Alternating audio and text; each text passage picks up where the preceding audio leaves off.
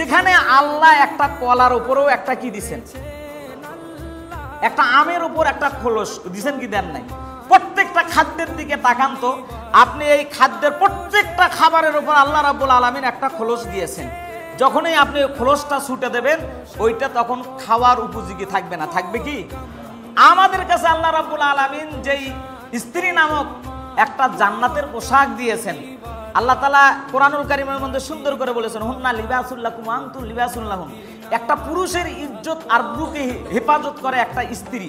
তার কারণ আমাদের তো ক্যারেক্টার, আমাদের চরিত্র ঠিক থাকার কথা ছিল না, বর্তমান যুবকদের যে অবস্থা, বলেন ঠিক না ভাই? ঠিক। আল্লাহ রাব্বুল আলামিন স্ত্রী নামক একটা নিয়ামত দিয়ে আমাদের ক্যারেক্টার, আমাদের চরিত্র, আমাদের মেন্টালিটি সব কিছু ভালো রেখেছেন, কিন্তু এইটারে আমরা পাইকারিতে একেবারে জন্মের মতো এইটারে খোলা মাল হিসাবে বাজারে ছেড়ে দিচ্ছি কি দিচ্ছি না। আর এই যে আপনি একজন পুরুষ হিসাবে এটারে ঠিক মতো রাখতে পারলেন না, ইসলামী শরীয়তের যেইভাবে রাখার কথা বলছে সেইভাবে আমরা রাখতে পারলাম না, আমি তো দায়ুস রে ভাই। আমি কি দায়ুস? আপনি কি দায়ুস? এটা স্বীকার করতে হবে। আর এই দায়ুসদের সম্পর্কে আল্লাহর নবী বলেছেন, আল দায়ুসু লা ইয়াদখুলুল জান্নাহ, দায়ুস কখনো আল্লাহর জান্নাতে প্রবেশ করতে পারবে না।